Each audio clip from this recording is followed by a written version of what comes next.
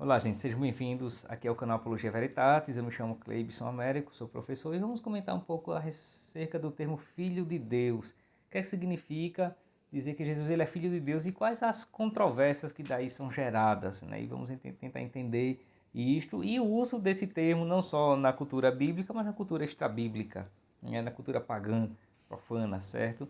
Mas antes de começarmos, não se esqueça de se inscrever aqui no canal, ao final deixar seu like, seu dislike, tecer algum comentário, pegue também o link, partilhar nas suas redes sociais, né? Pode de repente servir a outras pessoas, né? Como esclarecimento a esse respeito, certo? Veja, Marcos começa o Evangelho dizendo o princípio do Evangelho de Jesus Cristo, Filho de Deus. Esse termo Filho de Deus, que é atribuído a Jesus e que algumas vezes é atribuído a ele e algumas vezes é colocado na própria boca, né, do Senhor falando. Sobretudo no Evangelho segundo João aparece mais Jesus falando acerca disto. Né? É um termo que está tanto no Novo Testamento quanto no Antigo Testamento, embora com sentidos bem diferentes. E, como já falei, fora das Escrituras também havia esse termo Filho de Deus. Vejam, na cultura egípcia, por exemplo, havia esse termo Filho de Deus atribuído a Faraó. O Faraó era considerado um descendente dos deuses, né, sobretudo o deus Amon-Ra, né, o deus principal, a principal divindade do Egito. E o Faraó era filho de Deus, era uma pessoa divinizada, por isso que ele era reconhecido como uma pessoa divinizada, né, um semideus, um filho e descendente direto dos deuses, uma pessoa sagrada. E por isso havia também um culto à pessoa do Faraó. Na cultura romana, né, no Império Romano também vai haver, né, no culto imperial, esse culto ao imperador atribuindo-lhe o título Filho de Deus. O imperador ele é filho dos deuses, ele é descendente dos deuses e por isso se incensava o trono, né, do imperador. Certo? Na cultura grega também havia e várias outras culturas antigas, civilizações também havia essa figura do Filho de Deus, né, como aquele que ele representa, ele procede dos deuses e representa a divindade aqui no mundo material. Na cultura bíblica, vai aparecer também esse termo Filho de Deus lá no Antigo Testamento, embora o sentido é diferente, né, daquele que aparece no Novo Testamento. No Antigo Testamento, o termo Filho de Deus, gente, ele pode significar basicamente três coisas. Ou o povo de Israel, não é? O povo é o Filho de Deus, Deus trata Israel como um pai. Então, quando aparece o termo Filho de Deus, algumas das vezes é significando Israel mesmo, o povo, certo? Pode significar os anjos e os profetas, né? Como os anjos são filhos de Deus, também tem este sentido, como também pode significar às vezes os reis. Os reis, eles são filhos de Deus, né? O rei Davi era um filho amado de Deus. Então pode também ter esse significado, embora em Israel os reis nunca foram tratados como semideuses, como divindades. Então isso já muda a cultura de Israel em relação às outras culturas. Mas algumas vezes era atribuído ao rei esse termo filho de Deus. No Novo Testamento, esse termo vai aparecer atribuído exclusivamente a Jesus. E o sentido é bem diferente, totalmente diferente, tanto da cultura do Antigo Testamento quanto da cultura extrabíblica, certo? Quem mais usa esse termo colocando na boca mesmo de Jesus é João. João ele tem uma preocupação principal no seu evangelho que é provar a divindade. Jesus ele é Deus, ele é o Deus que estava no começo, a palavra que estava no princípio e que se fez carne. Isso capítulo 1, versículo 14, se fez carne e habitou entre nós. Certo? Nas cartas joaninas também aparece esse termo, Paulo também vai usar esse termo. E esse termo Filho de Deus, ele gera algumas controvérsias, porque é, pode dar a ideia de que ele é posterior, que Jesus ele é posterior ao Pai, né? Porque o Filho ele é posterior a quem, né, o gerou, a quem o criou, né? No caso o pai, a mãe, entendem? Então nesse sentido, né, pode causar essa confusão mental.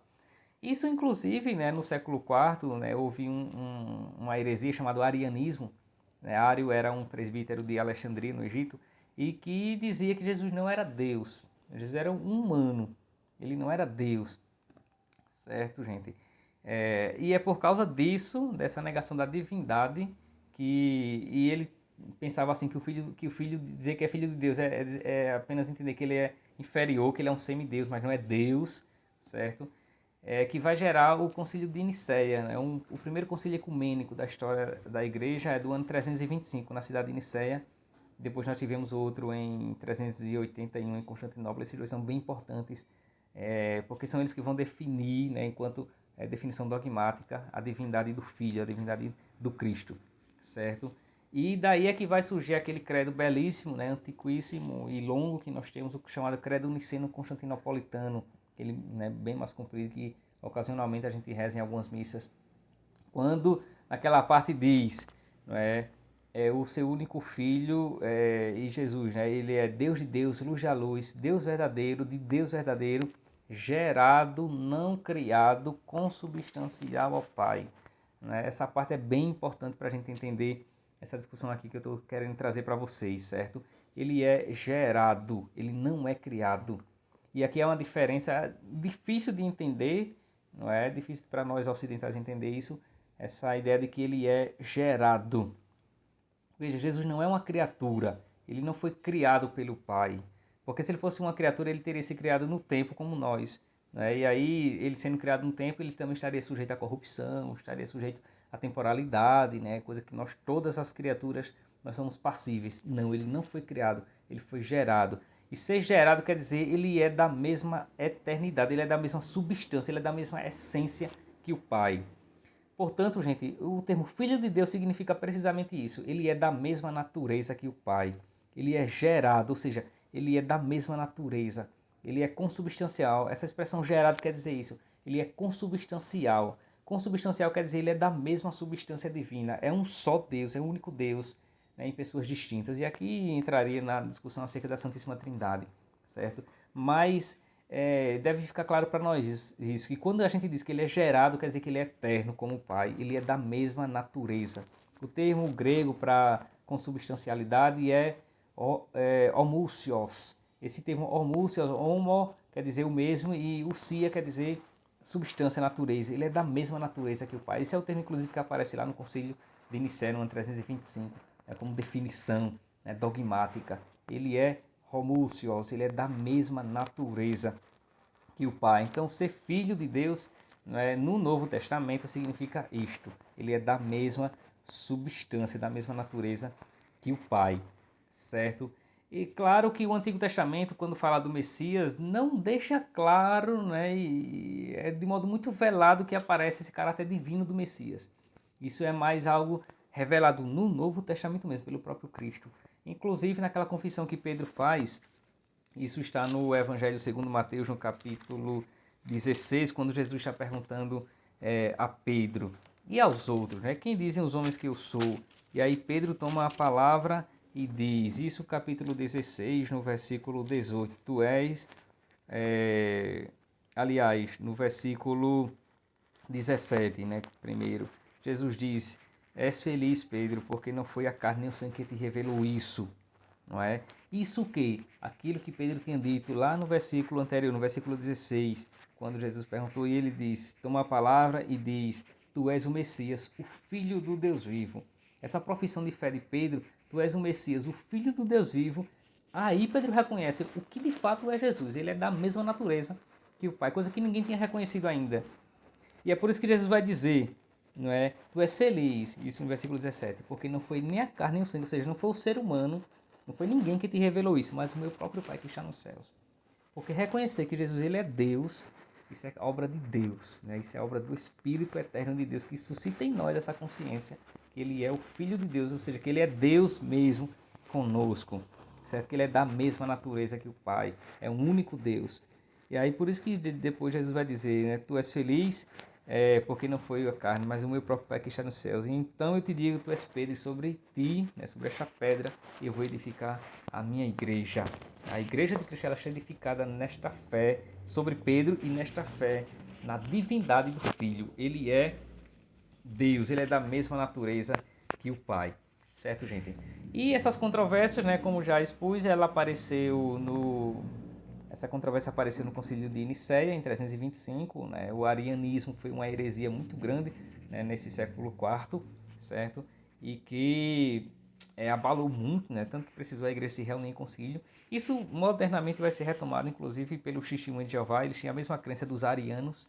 Né? Os Testemunhos de Jeová, na verdade, é um neo-arianismo. É o arianismo renovado, né? Mas as ideias são exatamente as mesmas, né? Ou praticamente as mesmas, né? Daquilo que já foi superado e combatido na igreja desde o século IV. O pessoal retomou e prega como se fosse verdade cristã. Certo, gente? Então é isso, né? Dizer que ele é filho de Deus é dizer que ele é da mesma natureza de Deus, né? Ele é gerado, ele não é criado, ele é consubstancial. Ele é da mesma essência, assim como o Espírito Santo, né? E aí é o mistério da Santíssima Trindade, né? Cristo, ele é gerado e o Espírito procede, né? A geração de Cristo, a processão. E tudo isso, não é, faz, né, está na eternidade de Deus, né? Deus é um só, ele é eterno, né, nessas três pessoas, em Pai, Filho e Espírito Santo. Então, quando a gente diz que ele é filho de Deus, ou quando a gente diz que o Espírito procede de Deus, estamos dizendo que há uma consubstancialidade nas três pessoas da Santíssima Trindade, certo? Para aprofundar um pouco mais, um pouco não, para aprofundar mais sobre isso, aí, né, caberia ler um pouco do o livro sobre a Santíssima Trindade de Santo Agostinho, né, ler o que Santo Tomás de Aquino fala na Suma Teológica acerca da Trindade, acerca desse termo Filho de Deus. E aí dá para ter uma noção muitíssimo mais aprofundada acerca disso. Mas aqui fica um breve resumo do que significa esse termo Filho de Deus. E para recapitular, é um termo que aparece fora da Bíblia, né, no mundo pagão, mas com sentido diferente. No Antigo Testamento ainda aparece com um termo com um sentido diferente, e só no Novo Testamento é que vai aparecer com esse sentido que nós usamos atualmente. Ele é Filho de Deus, ou seja, ele é consubstancial. Beleza? Então, se lhe ajudou esse vídeo, partilhe com outras pessoas, deixe o seu like, né, aqui ao final. Se não for inscrito ainda, se inscreva aqui no canal. E confira os outros vídeos aqui no canal Apologia Veritatis, pode de repente também lhe ajudar, lhe servir. Tá certo, gente? Então, um abraço, né? E obrigado, né, a pessoa que fez a pergunta, foi o Eduardo, né, amigo nosso. E fica aqui essa contribuição para todos, tá certo? Um abraço e até a próxima.